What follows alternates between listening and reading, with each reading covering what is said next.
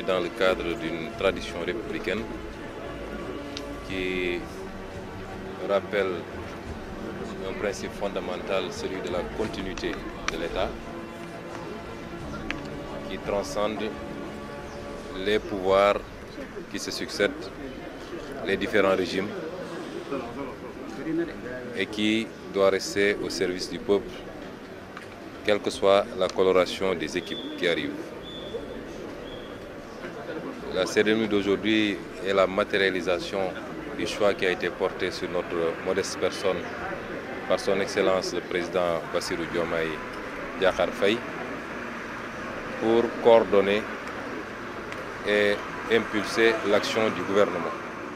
Le nouveau Premier ministre du Sénégal est un inspecteur des impôts et des domaines breveté de l'ENA, l'École nationale d'administration du Sénégal. Il a été maire de Ziguinchor, député à l'Assemblée nationale. À la primature, Ousmane Sonko affiche d'emblée ses priorités: jeunesse, emploi, lutte contre la cherté de la vie, justice, souveraineté. Des points phares largement revenus dans sa déclaration de politique générale. Gëm suñu bopp ñëpp dañuy wax souveraineté mais souveraineté ça a un prix.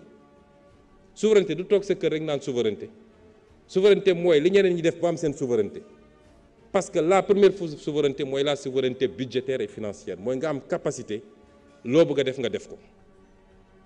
Souveraineté ci xaalis tekkiwul ni dootoo leb waaye niñ ko waxee ci suñu document bi mooy ay fonds monétaires ak yu demee noonu ça doit être des prêteurs en dernier ressort. La souveraineté budgétaire financière mooy saa yoo bëggee lever sur le marché nga mën a lever dans les meilleures conditions parce que sa signature baax na parce que crédible nga loolu mooy souveraineté. S'il est en style Sonko, il se cherchera sûrement dans ses contacts avec la jeunesse.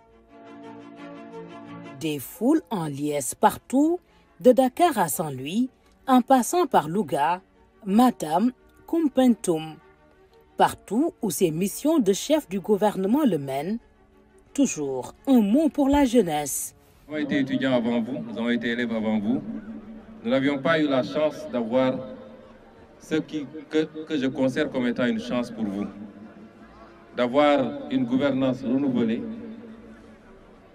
avec une nouvelle génération politique qui a une autre façon de voir et de concevoir l'action publique.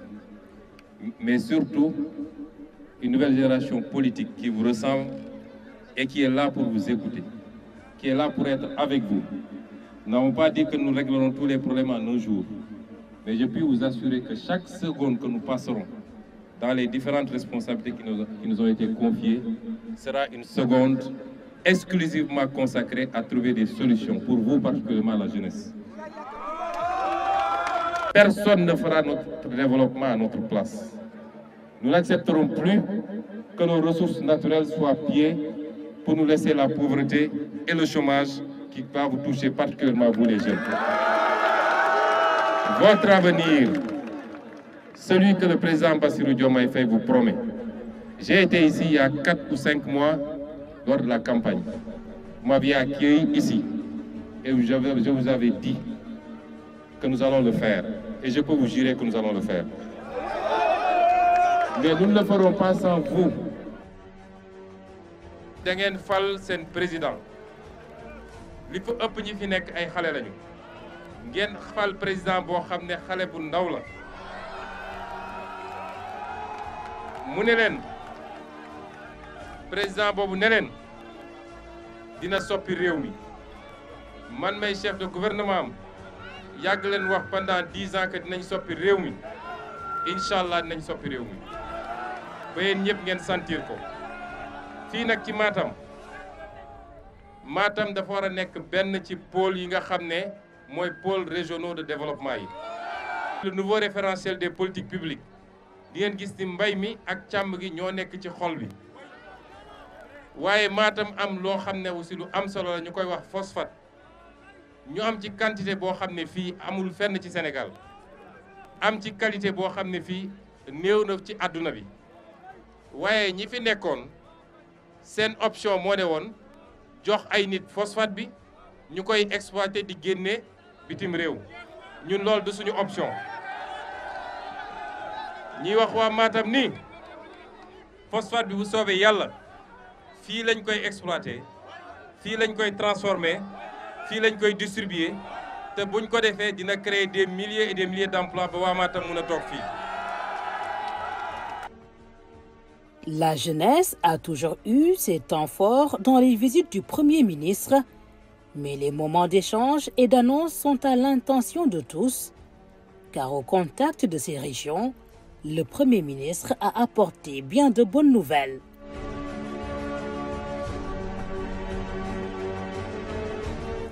Je précise que cette cérémonie s'inscrit dans le cadre d'une série d'actes de matérialisation de la volonté du chef de l'État et de son gouvernement d'améliorer significativement l'accès sécurisé à l'eau pour tous les usages. Comme vous l'avez tous constaté, plusieurs initiatives ont été lancées, dont la plus marquante est celle des autoroutes de l'eau qui se conçoivent à travers la réalisation de grands transferts d'eau depuis des sources de grande disponibilité vers celles déficitaires et de grande consommation.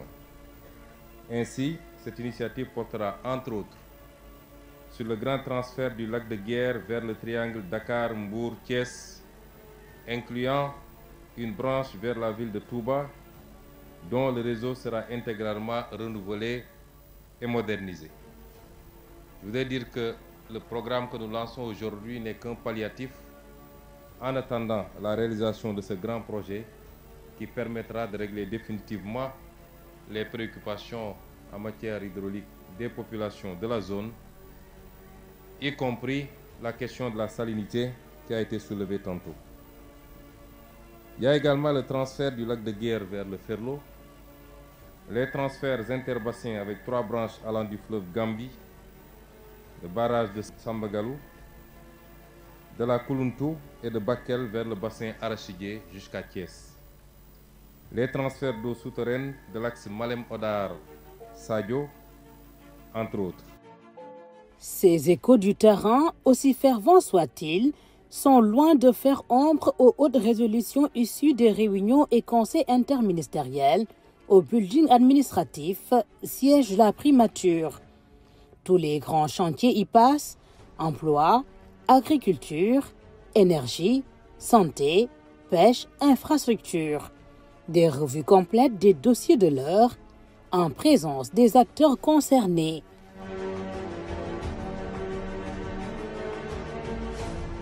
C'est dans ces mêmes salles de réunion, toujours dans cette première année d'exercice du pouvoir, que le Premier ministre a installé une commission particulière, celle de relecture des contrats conclus dans les secteurs stratégiques, de hauts cadres de l'administration et des praticiens du droit pour préserver les intérêts du Sénégal.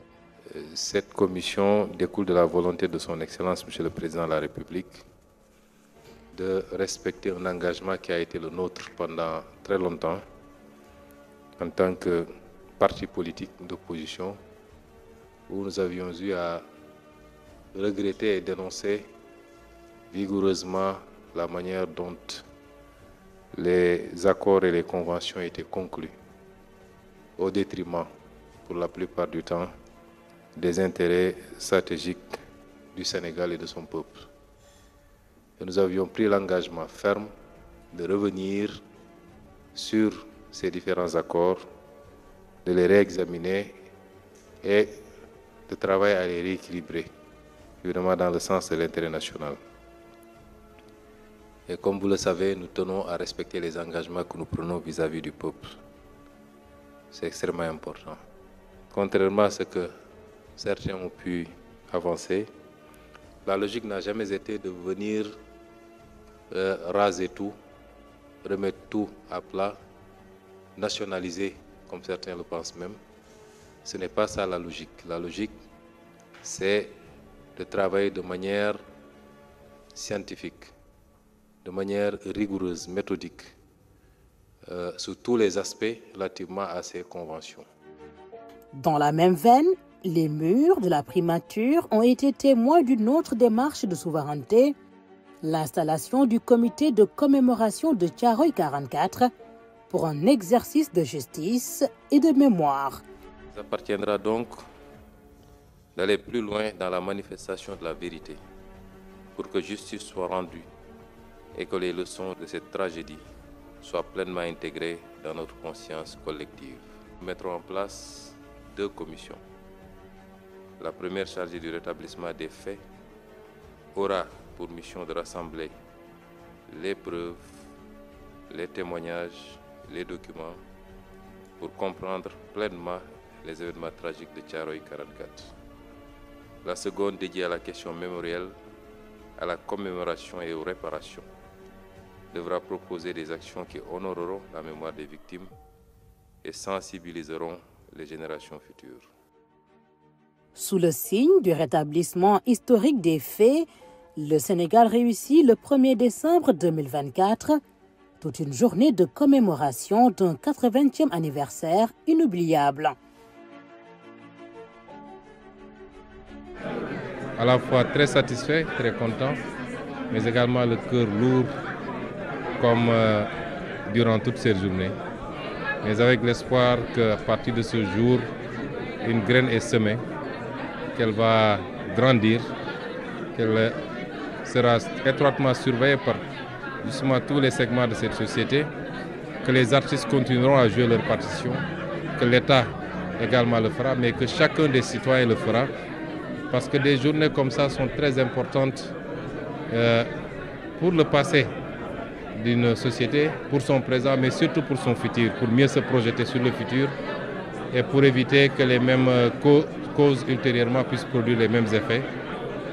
Donc c'est important que cette journée ait tenu sa promesse et qu'elle soit sanctionnée par cette pièce extrêmement brillante qui nous a été présentée aujourd'hui sur le massacre de Thiaroye 44. Ousmane Sonko à la primature, une première année également marquée par un renforcement des coopérations bilatérales, balai d'investisseurs, d'ambassadeurs et de décideurs, en soutien au nouvel agenda national de transformation du Sénégal, une vision Sénégal 2050 qui attire aussi de jeunes talents.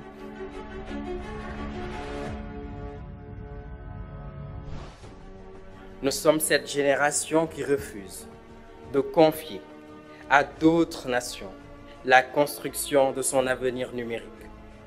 Nos solutions conçues par nos mains sénégalaises, nos pensées sénégalaises, nourries par nos cœurs sénégalais, incarnent cette souveraineté numérique sans laquelle l'indépendance nationale resterait inachevée. Il ne s'agit pas effectivement juste d'avoir les idées, il faut du soutien, il faut de l'accompagnement, il faut de l'encadrement. Et l'État du Sénégal, par ma voix, vous assure que vous aurez ce soutien et cet engagement, cet encadrement de sa part. Il y a quelques semaines, nous avons adopté en Conseil des ministres la loi portant organisation des startups, promouvant l'innovation. C'est pour la rendre beaucoup plus ambitieuse, pour permettre un plus grand encadrement de ce domaine qui peut valoir à notre pays des satisfactions immenses. Rappelez-vous que, comme l'avait dit le ministre du numérique lors du lancement de la stratégie du New Deal, que notre ambition, c'est de positionner le Sénégal comme un hub en Afrique, et particulièrement en Afrique de l'Ouest. Ce hub, c'est vous qui allez le construire, avec notre accompagnement et notre encadrement. Et au-delà du gouvernement, je vais instruire tous les démembrements de l'État, les directions générales et les agences particulièrement, à trouver les moyens d'accompagner les jeunes dans leurs efforts, les activités d'innovation, de recherche et de développement. Mais il ne s'agira pas seulement de l'État, puisqu'il faut le faire avec le secteur privé également. À la primature, la presse a également eu un premier face-à-face avec le Premier ministre le 26 septembre 2024, un point sur la situation des finances publiques de 2019 à 2024. Vous ne pouvez pas faire des projections sur les 25 prochaines années si vous n'avez pas fait l'état des lieux et la situation dans laquelle vous trouvez le pays. Et même si nous avions quelques éléments de preuve que la situation du pays n'était pas au beau fixe, nous étions loin de nous imaginer que les choses étaient si catastrophiques. Plus de 2500 milliards ont été dépensés ces 4 dernières années sous le sceau du secret défense pour échapper aux règles des marchés publics. Plus de 25 000 milliards de CFA ont été mobilisés, offrant un champ illimité à toutes les dérives. De telles pratiques, y compris celles consistant à contracter des crédits bancaires hors du circuit de contrôle budgétaire, ouvrent la voie des dérives dans l'utilisation discrétionnaire des ressources. Le Trésor public s'est retrouvé dans une situation où il n'est au courant de ces opérations qu'au moment de leur effectivité ou au moment du remboursement des prêts contractés. 600 milliards qui n'auraient dû être dépensés qu'à partir du 1er janvier, mais que le régime sortant a dépensé avant notre arrivée au pouvoir. Ça a été utilisé et de manière injustifiée pour plus de 300 et quelques milliards par l'ancien régime. Et au moment où on parle, nous ne trouvons nulle trace de l'utilisation de ces fonds. Le rapport de la Cour des comptes, publié en février, n'en dira pas moins. Il sera d'ailleurs au menu des questions d'actualité ayant conduit à nouveau le chef du gouvernement à l'Assemblée nationale.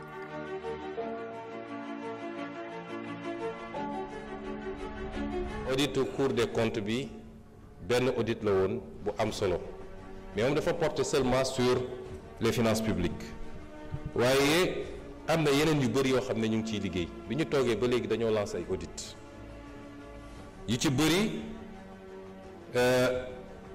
mën naa ne am na yu ñu ci finalisé ma mën cee lim yi nga xam ne Cour des comptes moo ko def muy li nga xam ne dafa jëm ci les dépenses financées sur ressources extérieures au profit du CETUD dans le cadre du projet BRT ak l'audit sur le contrôle de la gestion de l'Agence nationale d'insertion et de développement agricole ANIDA, l'audit sur le contrôle de la gestion de l'ANPEJ. boo xoolee rapport yooyu yëpp dafa génnee ay irrégularités yu bëri mën naa ci lim l'observation des règles de fonctionnement des organes délibérants, la violation des principes budgétaires, le non-respect des règles de la comptabilité publique, la violation des règles relatives à la commande publique, le non-respect des procédures de recrutement des personnels, la violation des grilles salariales. C'est toujours dans ce contexte économique particulier qu'une grande rencontre tripartite a été tenue au Grand Théâtre, un dialogue franc et patriotique entre les syndicats, le patronat et le gouvernement.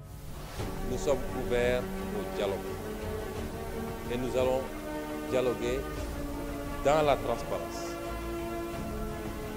Tout ce qui est faisable, nous le ferons. Nous éviterons autant que possible la confrontation. Et nous devons tous éviter de nous pousser mutuellement vers la radicalisation. Travailleur bu nekk am na droit vivre dans la décence, am na droit vivre dans les meilleures conditions. Lu bëri li yàqu fii ci ay décennies lañ ko yàq bu ñu ko bëggee réparer nag nañ jël le temps defar les fondamentaux taxawal ay fondations yu dëgër la ca des dina gaaw dina yomb ñu ngi leen di gërëm di leen sant asalaamaaleykum.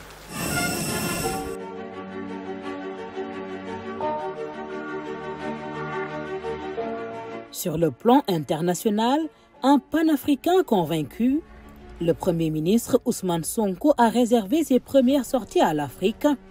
Le Mali et le Rwanda lui ont déroulé en premier le tapis rouge.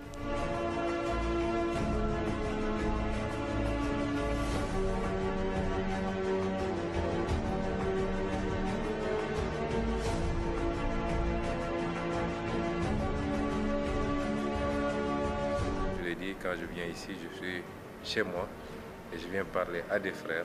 Nous avons été en tant qu'opposants les premiers à dénoncer et on continue à le dénoncer fermement. L'embargo qui a été fait sur le Mali par des pays frères et malheureusement parmi lesquels notre propre pays. Je l'avais au nom de mon parti dénoncé, je continue à le dénoncer et comme je l'ai dit, sous notre régime, ces genres de pratiques ne pourront jamais prospérer et personne ne passera par le Sénégal pour soit déstabiliser le Mali ou aucun autre pays frère ou alors lui imposer des sanctions de cette nature. Cela n'a pas changé, ça ne changera pas. Quand il a été question d'une intervention au Niger, ma position a été très claire. De ma cellule de prison, j'avais fait une publication pour dénoncer cela. Cela n'a pas changé aujourd'hui. Nous sommes tous des pays souverains. Nous nous respectons, nous devons nous respecter dans nos choix souverains. Et nous respectons le Mali dans ses choix. Nous respectons le Burkina dans ses choix. Nous respectons tout le monde, des choix que nous comprenons. Alors qu'est-ce qu'on nous reproche? D'avoir ou d'être en train de travailler pour continuer à réunir la famille. Depuis quand on peut reprocher à un panafricaniste de faire tout pour qu'on reste dans des cadres solides plutôt que de nous diviser?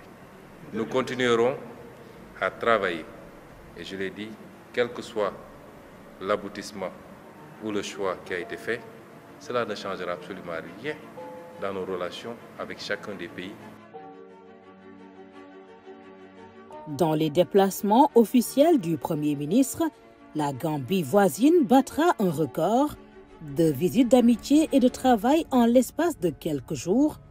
Le Premier ministre et son homologue auparavant reçu au Sénégal travaillent à faire flotter encore plus haut le drapeau sénégambien. Nous sommes là depuis 2 jours et nous étions aujourd'hui venus rendre visite à son Excellence le Président Adama Barrow pour lui transmettre les salutations et un message de son frère, son ami et son homologue le Président Bassirou Diomaye Diakhar Faye, mais également pour lui rendre compte de l'avancement des travaux. Et je remercie donc fortement le Président Barrow pour son accueil chaleureux, fraternel. Je le remercie également pour son ouverture et son sens du dépassement pour nous permettre à chaque fois de gravir des paliers supplémentaires. La Gambie au centre, le Mali à l'est, la Mauritanie au nord, le tour des voisins prend à Nouakchott une dimension particulière. 48 heures de visite, des séries de rencontres et de résolutions entre 2 pays qui partagent plus qu'une frontière et des ressources.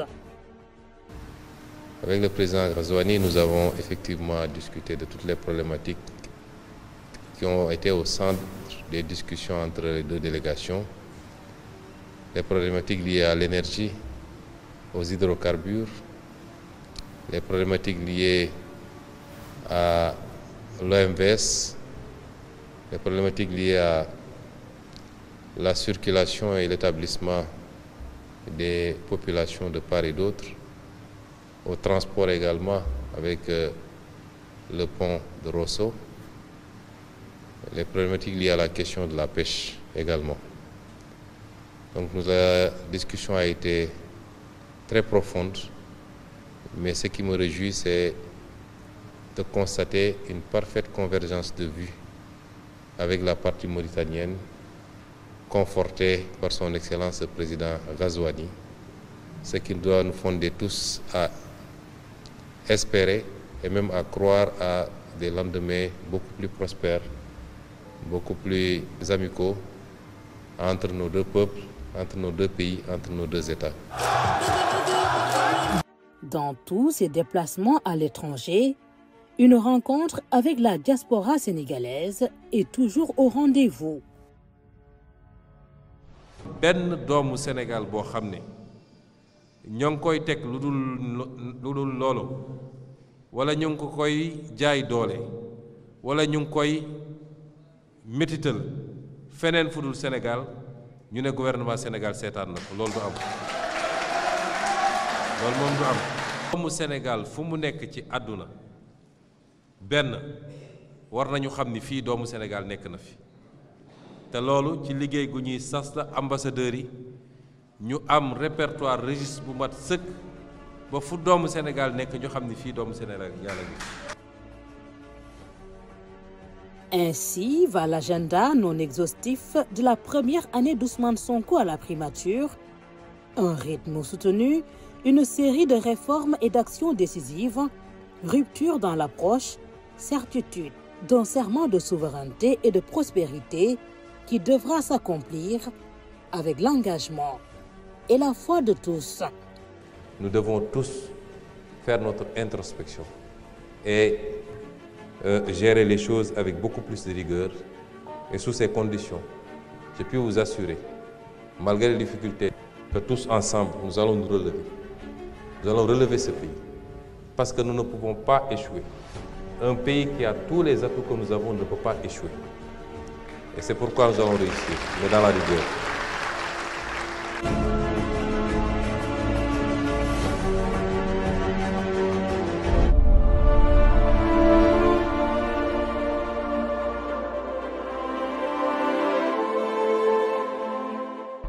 Le 65e anniversaire de l'accession du Sénégal à la souveraineté internationale sera célébré le vendredi 4 avril 2025 sur toute l'étendue du territoire national. À Dakar, la cérémonie sera présidée par son Excellence M. Bassirou Diomaye Diakhar Faye, président de la République, chef suprême des armées, à la place de la nation à partir de 8 heures. La fête sera marquée, entre autres, par la traditionnelle retraite au flambeau le 3 avril au soir. Et dans la matinée du 4 avril, par une prise d'armes avec remise de décorations devant le front des troupes, un défilé civil et un défilé aérien motorisé.